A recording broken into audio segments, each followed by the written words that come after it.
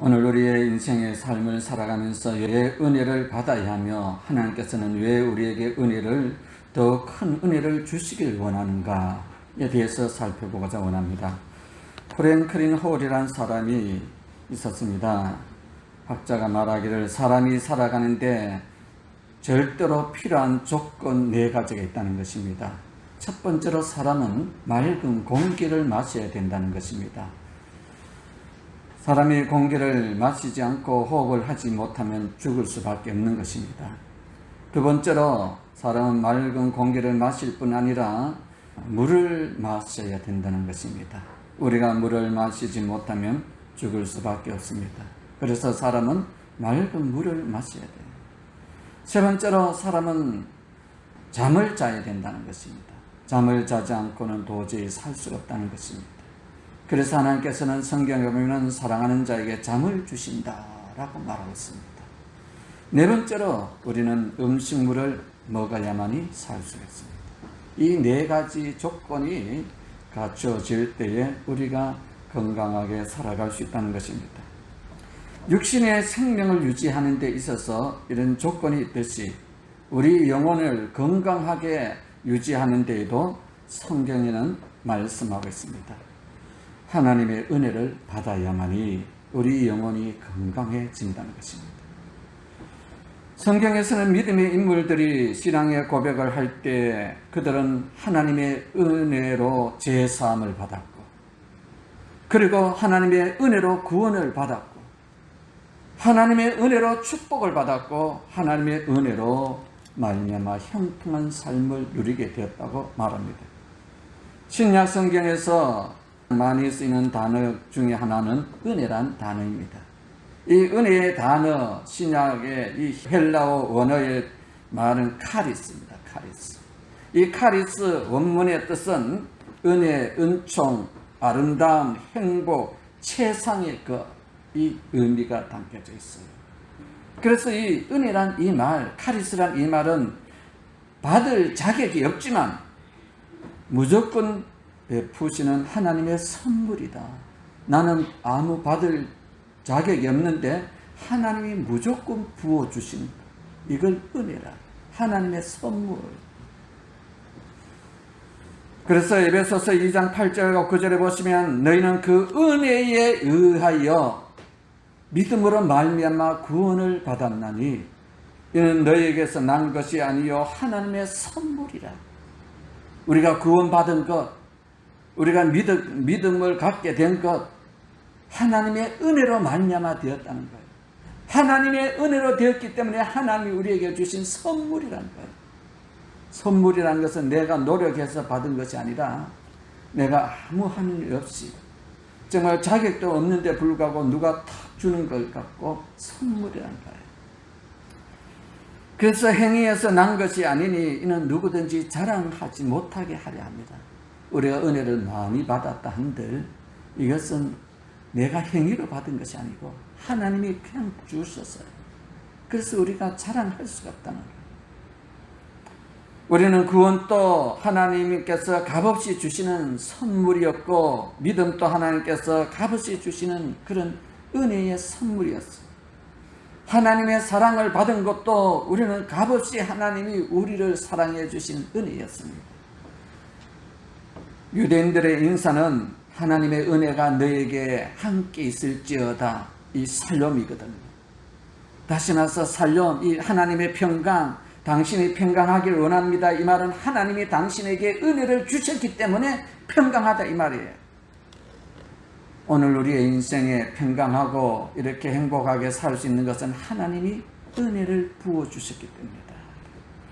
그렇지 않겠습니까? 우리의 생명도 하나님이 거두어 가시면 끝나는데 하나님이 우리의 생명을 연장시켜 주시고 축복해 주신 것뿐이에요.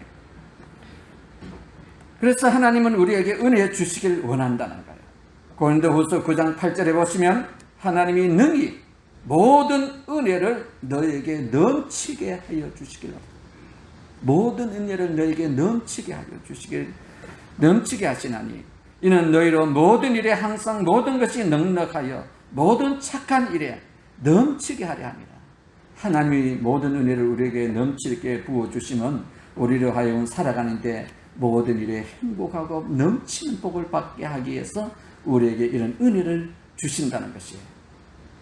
그렇다면 하나님의 은혜는 어디서 받을까요? 히브리서 4장 16절에 때를 따라 돕는 은혜를 얻기 위하여 은혜의 보호자 앞으로 담대히 나갈지니라. 은혜의 보호자 앞으로 나가야 된다는 거예요.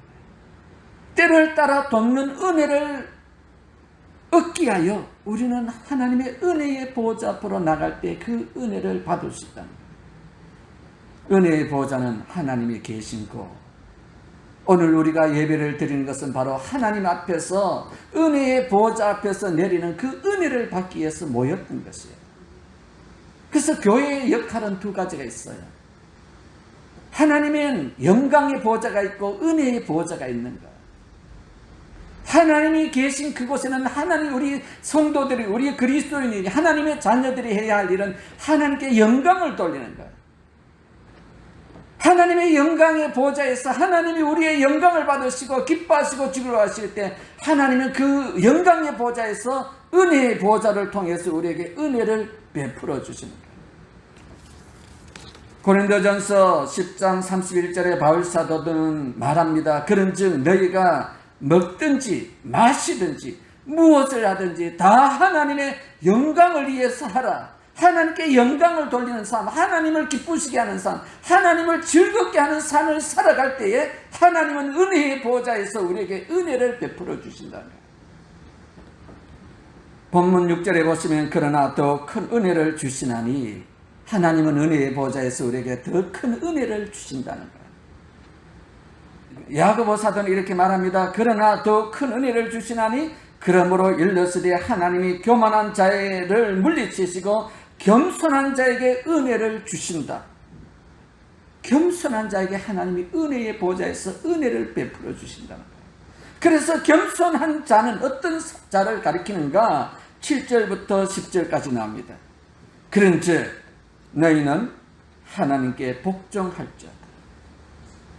우리가 겸손한 자로 하나님 앞에 나아가 더 큰 은혜를 받기 위하여, 우리에게 더 큰 은혜를 베풀어 주신 그 은혜의 보호자 앞으로 나가게 하여 우리에게 야고보 사도는 하나님께 복종하라고 말합니다.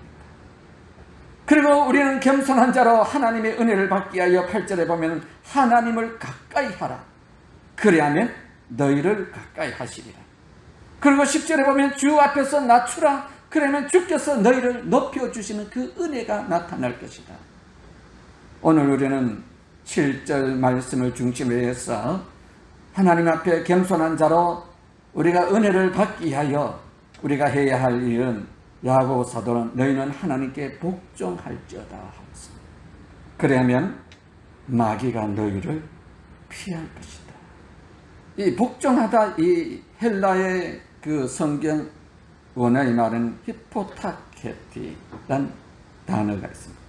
히포타케티, 복종하다 이 말인데, 히포는 아래고 타케티는 내려놓다. 하나님 앞에서 내 생각과 내 모든 경험과 내 모든 지식을 다 내려놓고, 이 말이에요.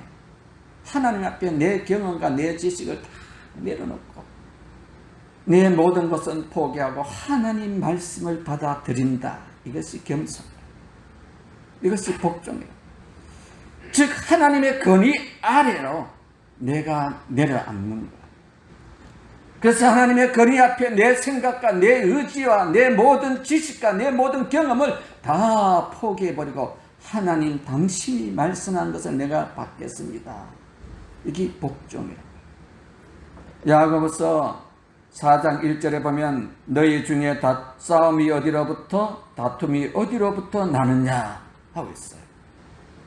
우리가 살아가는 인생의 문제와 갈등의 원인은 어디서부터 있느냐 이 말이죠.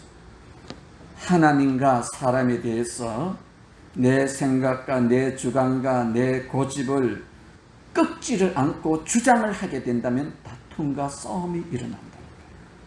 그래서 모든 문제와 갈등의 그 원인을 극복할 수 있는 비결이 있다면 하나님의 뜻 앞에, 하나님 말씀 앞에, 하나님의 건의 앞에 내 생각과 내 지식과 내 경험을 내려놓을 때, 포기할 때 모든 것이 하나님의 뜻 가운데서 이루어지기 시작한다는 것입니다. 성경의 역사는 신약과 구약, 구약과 신약, 이 말씀, 신구약 이 말씀 속에 역사가 있잖아요. 하나님은 믿음의 사람들을 통해서 하나님의 건의 앞에, 하나님의 말씀 앞에, 하나님의 은혜의 보좌 앞에서 자기의 모든 것을 내려놓고 순종했던, 그래서 기적을 역사했던 사건이 기록이 되어 있고, 또 하나님 앞에서 불순종의 삶으로 인생의 파멸로 내려갔던 사람들의 이야기가 기록이 되어 있습니다. 성경을 가려요. 태초에 하나님께서는 에덴 동산에서 아담과 하와를 창조했어요. 근데 이 아담과 하와가 이 에덴 동산, 행복의 동산에서 추방을 당합니다. 그리고 비극적인 가족 간의 역사들이 이어지기 시작합니다. 그 원인이 여기에 있을까요? 아담과 하와가 하나님의 건의 말씀 앞에 불순종했기 때문에. 그러니까 마귀가 그들을 고통스럽게 하는 거죠. 그런즉 너희는 하나님께 복종할지어다. 마귀를 대적하라. 그래야면 너희를 피할 것이다. 은혜는 악한 원수 사탄 마귀가 우리를 건드리지 못할 때 은혜롭게 살아가는 거예요. 하나님께 복종한다는 의미는 하나님 말씀에 내 생각이나 내 머리로 이해되지 않더라도 그 말씀에 순종하며 따라가는 것을 말합니다. 베드로는 어느 날 갈릴리 바다에서 고기를 잡습니다. 베드로의 그 인생은 어려서부터 고기 잡는데 잔뼈가 굵은, 고기 잡는데 베테랑급이죠. 전문가였습니다. 근데 어느 날 밤을 새워가면서도 그물을 내렸지만 고기가 한 마리도 잡히지 않았습니다. 동틀무렵에 주님은 베드로에게 나타났습니다. 베드로야, 그물을 깊은 데로 가서 내려라.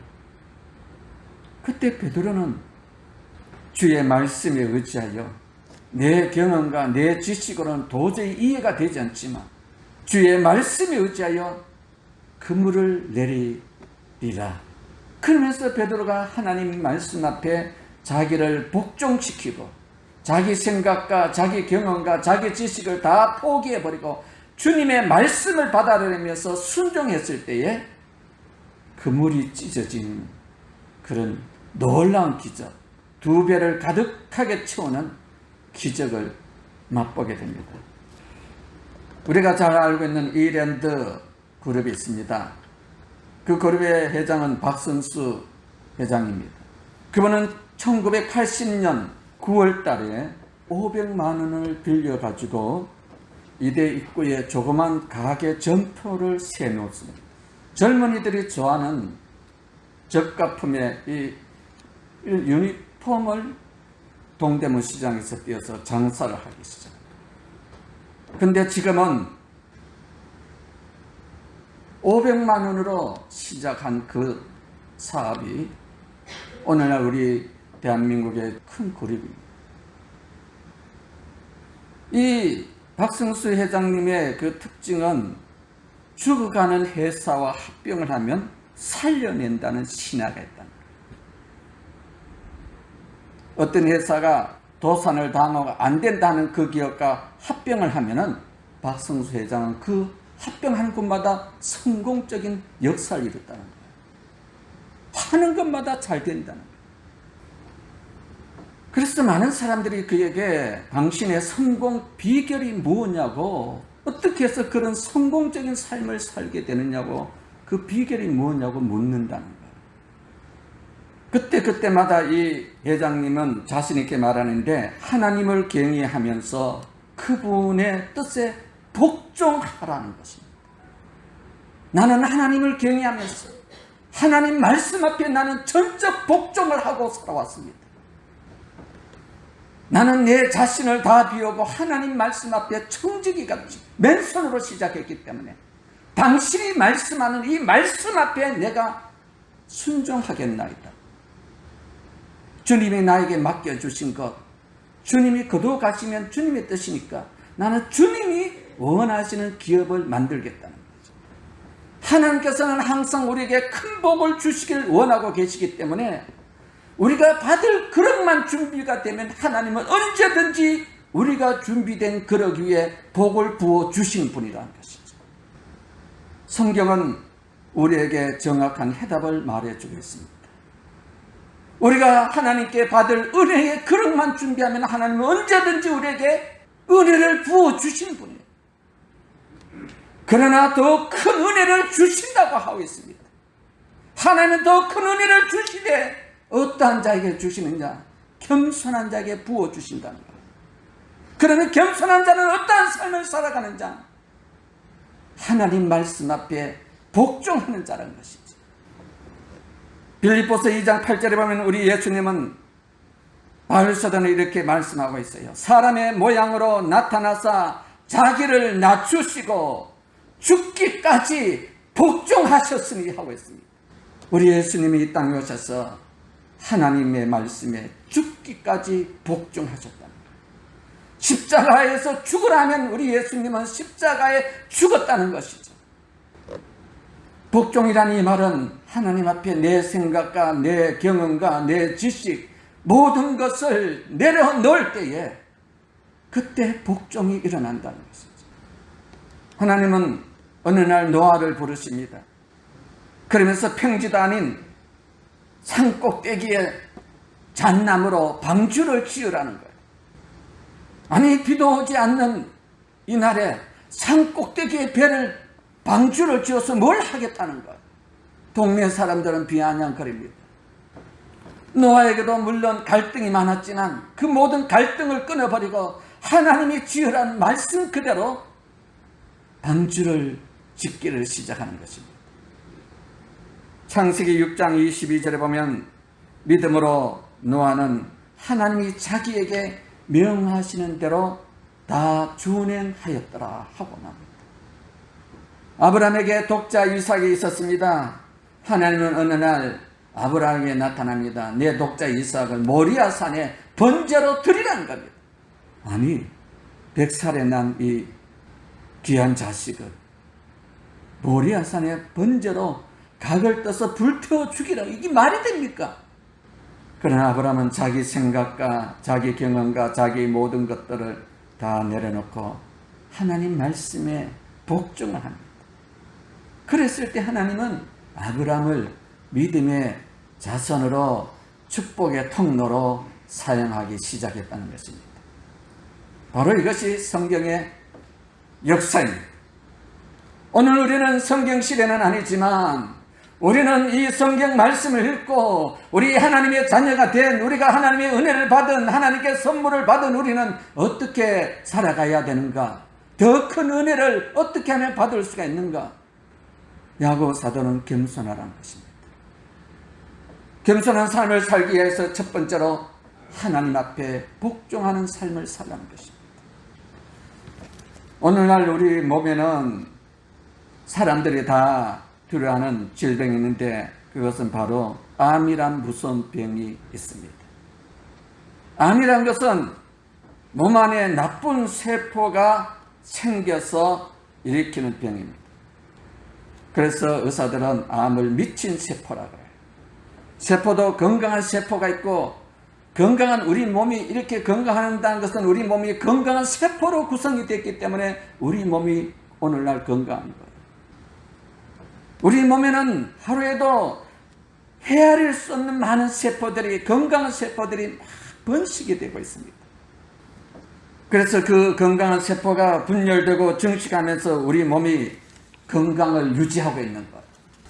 근데 이 건강한 세포들은 자기 마음대로 내가 번식하고 싶다고 분열되겠다고 해서 증식되는 것이 아니라 우리 몸의 이 머리의 체계에 따라서, 명령에 따라서 번식이 일어난다는 것입니다. 그래서 몸의 명령에 순종을 할 때에 생기는 이 세포는 건강한 세포인데, 근데 미친 암세포는 우리 몸의 이 질서, 체계를 무시하고 지멋대로 번식한다는 거예요. 그러니까 나쁜 세포예요. 여러분, 학교에 가면 문제아이, 나쁜 아이가 있어요. 이 아이들의 특징이 뭐냐면 지멋대로예요. 통제가 불가능해요. 말을 안 들어요. 모범생은 누굽니까? 학교에 가면 말을 잘 들어요. 건강한 학생이에요. 우리 몸의 세포도 그 통제를 잘 따르는 이 세포가 건강한 세포고, 우리 몸의 통제를 받지 않고 지멋대로 활동하는 세포가 있는 것이 나쁜 세포, 암세포라는 거예요. 근데 미친 이 암세포가 발생을 하게 되면 건강한 세포들이 쫙 모여가지고 이 암세포를 공격해서 죽이는 거예요. 그러니까 우리 몸에는요, 오늘 또 수백 개의 이 암세포가 발생을 해요. 근데 우리가 건강할 수 있던 것은 우리 몸의 체계를 따르고 순종하는 그 건강한 세포들이 그 나쁜 세포를 공격해서 물어 죽이기 때문에 우리 몸이 건강을 유지하는 거예요. 근데 이 나쁜 세포가 더 많이 번성하게 되면 우리 몸은 병들기 시작합니다. 어느 한 부분에 이 괴사가 종양이 생겨요. 그처럼 육신의 몸에도 세포가 순종을 하게 되면 건강한 세포가 되고 건강한 마음이 돼요.